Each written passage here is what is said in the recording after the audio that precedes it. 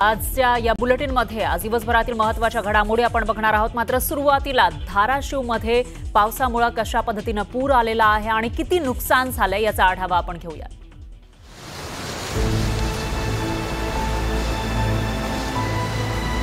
काहीच कळालं नाही कुठं पळायचं काय करायचं काहीच तीन तोडा माझा गेलं।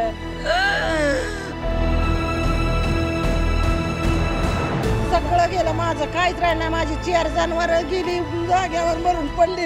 आम्हाला कपडे सगळे राहिले नाहीत घालायला अंगाला काहीच राहिलं नाही। तर छत्रपती संभाजीनगर जिल्ह्यातील शेतकऱ्यांनी पाण्यामध्ये ठिय्या मांडला। पैठण छत्रपती संभाजीनगर रस्त्याच्या ठेकेदारामुळे शेतकऱ्यांच्या शेतात पाणी साचलं आणि त्यामुळे त्यांचं पिकांचं मोठं नुकसान झालंय। जोपर्यंत ठेकेदारावर कारवाई होत नाही आणि नुकसान भरपाई मिळत नाही तोपर्यंत पाण्यातून उठणार नाही असा आक्रमक पवित्रा शेतकऱ्यांनी घेतला।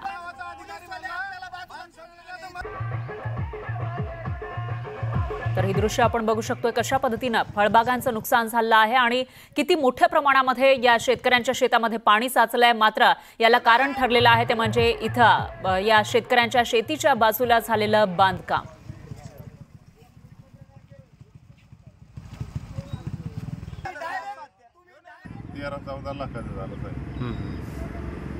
मला या नुकसानीमुळे आत्महत्या केल्याशिवाय पर्याय नाही। मला मदत जर नाही केली शासनाने व या रोडवाल्याने मला त्याच्याशिवाय पर्यायच नाही। माझं नुकसान 13-14 लाखाचं झालं आहे। तर आपण बघू शकतो कशा पद्धतीने शेतकऱ्यांचं नुकसान झालं आहे आणि त्यानंतर ते आक्रमक पवित्रा घेताना दिसतात। आणि या विषयात अधिक माहितीसाठी आपले प्रतिनिधी अविनाश कांडजे हे आपल्या सोबत जोडले गेले आहेत। अविनाश, काय सांगाल, किती मोठं नुकसान झालंय आणि शेतकऱ्यांचं काय म्हणणं आहे आता? निश्चित फरा आपण जर बघितलं तर छत्रपती संभाजीनगर ते पैठण रोड मागील 2 वर्षापासून या रस्त्याचं काम सुरू आहे आणि या रस्त्याच्या बाजूने ज्या नाल्या टाकण्यात आल्या आहेत त्या नाल्या व्यवस्थित नसल्यामुळे अनेक शेतकऱ्यांच्या शेतामध्ये पाणी साचते। तर दुसरीकडे मुसळधार पाऊस देखील झालाय, नदी नाले तुडुंब भरून वाहतात जिल्ह्यामध्ये, त्यामुळे देखील शेतकऱ्यांच्या शेतात मोठ्या प्रमाणात पाणी साचलंय। त्यामुळे आक्रमक शेतकऱ्यांनी आता जोपर्यंत या संबंधित ठेकेदारांवरती कारवाई होत नाही तोपर्यंत आम्ही पाण्यातून उठणार नाही असा पवित्रा घेतलाय। तर संपूर्ण शेतकरी जे ते आज आपल्या फळबागांमध्ये आपण जर दृश्यामध्ये बघू शकतो की कशा पद्धतीनं त्यांच्यावर फळबागांमध्ये जाण्यासाठी सुद्धा पोहून जावं लागतं, एवढ्या मोठ्या प्रमाणात त्या शेतांमध्ये पाणी साचलंय। तर दुसरीकडे पैठण संभाजीनगर रस्ता देखील या शेतकऱ्यांनी अडवलाय। मोठ्या प्रमाणात रस्ता रोको शेतकऱ्यांनी केलाय। तीव्र संताप शेतकऱ्यांमध्ये आहे। तळहाताच्या फोडासारखं हे पीक जपावं लागतं, फळबाग जपावी लागते आणि ज्यावेळेस याचं कुठेतरी बेनिफिट्स मिळतात त्याच वेळी निसर्ग देखील कुपतो आणि ठेकेदारांच्या कामचुकारपणामुळे किंवा चुकीच्या कामामुळे शेतकऱ्यांना त्याचा मोठा मोबदला चुकवावा लागतो।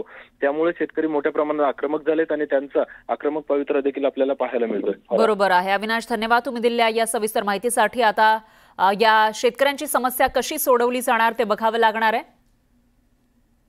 दरम्यान तानाजी सावंत हे शेतकऱ्यांच्या बांधावर आलेले आहेत, ते बातचीत करताना दिसतात। इथे दृश्य आपण बघू शकतोय। धाराशिवमध्ये मोठ्या प्रमाणामध्ये शेतकऱ्यांचं नुकसान झालं आणि त्यानंतर आता तानाजी सावंत यांच्याकडून पाहणी केली जाते। धाराशिवच्या परंडा तालुक्यामध्ये पावसानं थैमान घातलं, त्यामुळे अनेक शेतकऱ्यांचं पीक पाण्यात गेलं। म्हणजे जगण्यासाठी काय 2-4 दिवस 5 दिवस जोपर्यंत परत ते आपापल्या वस्तीत जात नाही तोपर्यंत लागल ते सर्वसामान्य साहित्य सगळं लक्षात शासनाचं काय असेल ते नंतर आपल्या माध्यमातून ती यंत्रणा पूर्ण कार्यरत झाली पाहिजे।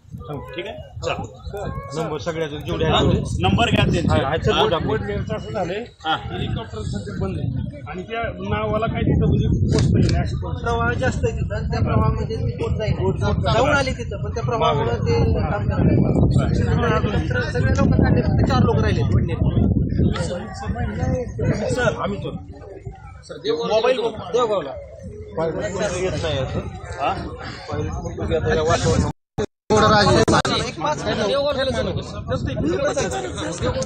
मागे म्हणतो सगळ्याचं नंबर घे पर्यंत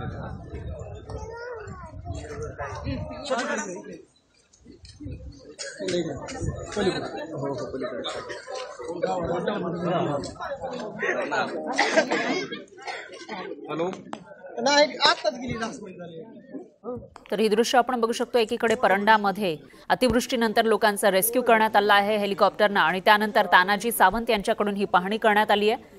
जोपर्यंत सरकारकडून मदत येत नाही तोपर्यंत आपल्या यंत्रणांनी सर्वतोपरी मदत करावी असं तानाजी सावंत निर्देश देताना दिसून येत आहे। आणि या विषयी अधिक माहितीसाठी आपले प्रतिनिधी बालाजी निरफळ हे आपल्यासोबत जोडले गेले आहेत। बालाजी, काय सांगाल, परंडामध्ये पूरग्रस्तांचा रेस्क्यू नेमकं कसं करण्यात आलं आहे आणि सध्याची काय स्थिती आहे?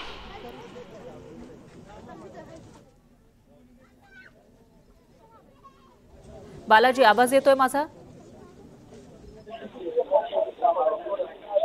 तर बालाजी यांच्यापर्यंत आपला आवाज पोहोचू शकत नाहीये। पुन्हा एकदा आपण कनेक्ट करण्याचा प्रयत्न करूयात। मात्र ही दृश्य आपण बघू शकतोय कशा पद्धतीने हेलिकॉप्टरची मदत घ्यावी लागलेली आहे, कारण पुराचा वेढा पडलेला होता, अनेक जण या ठिकाणी अडकले होते आणि त्यानंतर या शेतकऱ्यांना त्या पाण्यातून ते जे पूरग्रस्त भाग आहे तिथून बाहेर काढण्यासाठी हेलिकॉप्टरचा सहारा घ्यावा लागलेला होता। त्यावेळी दृश्य आपण बघू शकतोय। आणि दुसरीकडे आता तानाजी सावंत यांनी त्या ठिकाणी पाहणी केली आहे आणि यंत्रणांना सुद्धा मदत करण्याच्या सूचना दिलेल्या आहेत, कारण या लोकांच्या घरामध्ये पाणी शिरलंय, प्रचंड नुकसान झालं आहे, त्यांचे संसार उद्ध्वस्त झाल्याचे एकूणच या ठिकाणी पाहायला मिळते।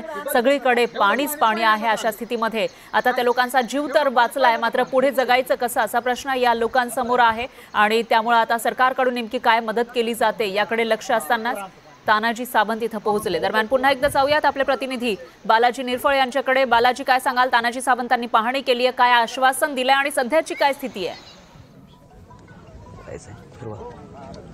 एकूण जर बघितलं तर आता रुईच्या गावात आहे आणि या रुईच्या गावात बघू शकतो आपण की जी लोक रात्रीपासून अडकलेली होती ती लोक आता बाहेर काढण्यात प्रशासनाला यश आलेलं आहे।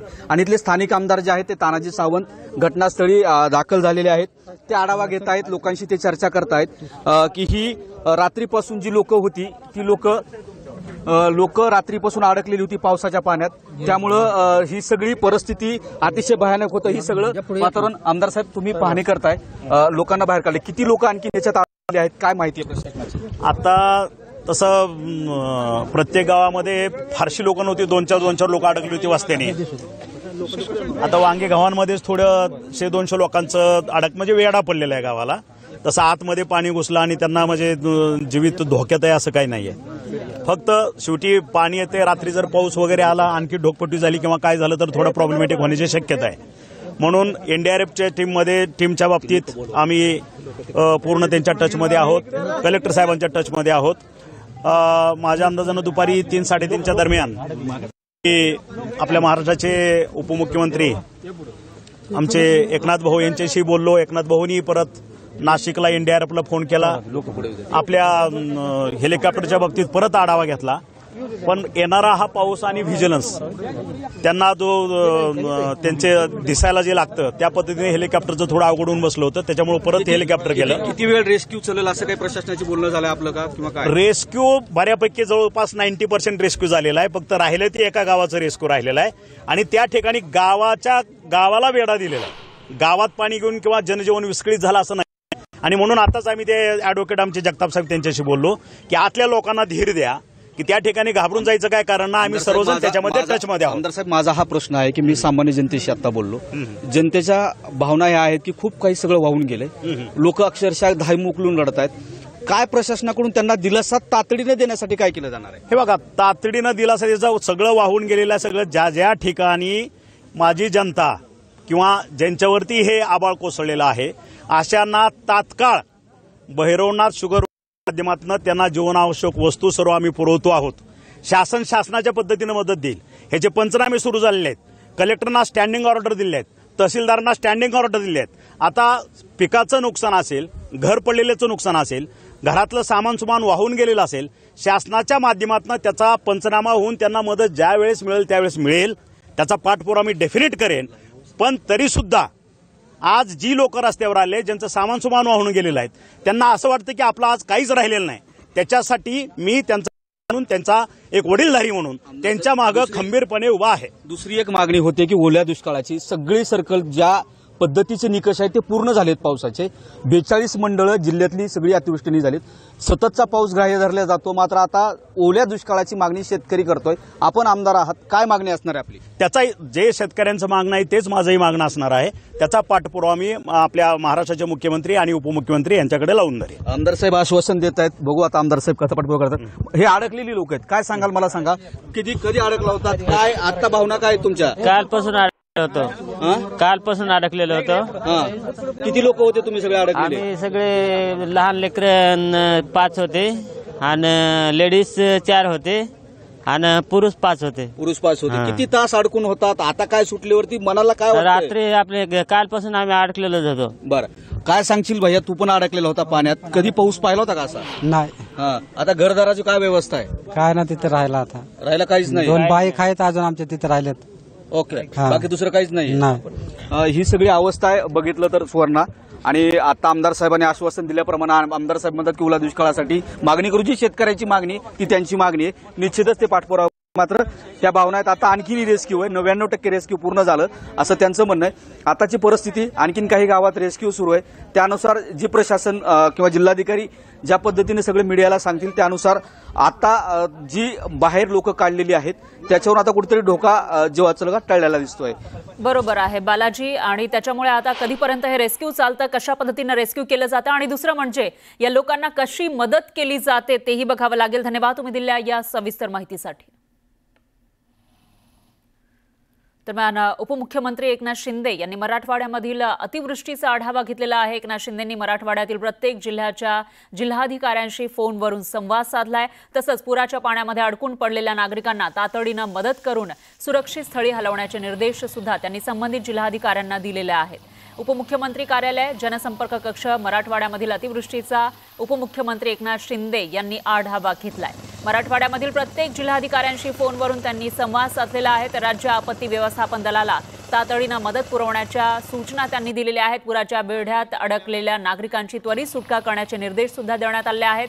मराठवाड्यामधील अतिवृष्टी आणि पूर परिस्थितीवर उपमुख्यमंत्री एकनाथ शिंदे हे स्वतः लक्ष ठेवून आहेत. कारण अनेक ठिकाणी मोठ्या प्रमाणामध्ये पाऊस झालेला आहे, अतिवृष्टी झाली आणि त्यामुळे आपण बघू शकतोय अनेक लोक अडकले होते, त्यांना अशा पद्धतीनं बाहेर काढण्यात आलं आहे. अजूनही काही लोक अडकून पडले, त्यांना बाहेर काढण्याचं काम सुरू आहे. तर शेती सुद्धा पाण्यामध्ये वाहून गेली आहे. फळबागांमध्ये पाणी साचल्याचं पाहायला मिळतंय.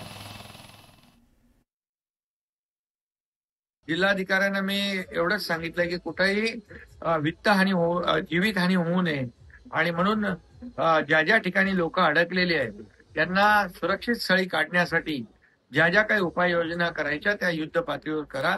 आणि त्याप्रमाणे आपले सर्व जिल्हाधिकारी देखील फील्डवर आहेत आणि यंत्रणा आपली सगळी जी डिझास्टर मॅनेजमेंट आहे ती देखील फील्डवर आहे. त्यामुळे लोकांचं बचाव कार्य युद्ध पातळीवर सुरू आहे. दरम्यान सरकार पूरस्थितीवर लक्ष ठेवून असल्याचं उपमुख्यमंत्री अजित पवारांनी सांगितलंय. काही ठिकाणी एवढं पाणी आलं की लोकांची जी घरं होती ती पहिल्या स्लॅबवर जाऊन त्यांना उभं राहावं लागलं आणि खूप घाबरून गेली होती. कारण रात्रीपासूनच फोनाफोनी सुरू झालेली होती. पण हेलिकॉप्टर पण पोचलेल्या निरोप आला आणि त्यांना सुरक्षित स्थळी हे हलवण्यात आलेलं आहे. विशेषतः धारावी जिल्ह्यातल्या परांडा वगैरे त्या परिसरातल्या लोकांना. आणि सगळीकडेच आमचे कलेक्टर, SP, CO असे लक्ष ठेवून आहोत. सकाळी पुन्हा मी किती पाऊस पडला तर सांगितलं तर एका ठिकाणी एका रात्रीत 6 इंच पाऊस पडला की जिथं त्यांची सरासरी पण वर्षभराची 13-14 इंच 15 इंच आहे. अशा ठिकाणी एकाच वेळेस 6 इंच पाऊस. आणि झालं काय, बरीचशी धरणं सगळी भरून गेलेली आहेत. त्याच्यावर धरणामध्ये येणारा येवा आणि फ्री कॅचमेंट एरिया ज्याला आपण म्हणतो, धरणाच्या गेटच्या बाहेरचा खालचा भाग, तिथंही पाणलोट क्षेत्रामध्ये मोठ्या प्रमाणावर पाऊस आहे. त्याच्यावर धरणाचंही पाणी सोडलं आहे आणि पुढे नाले तुडुंब भरून वाहत आहेत.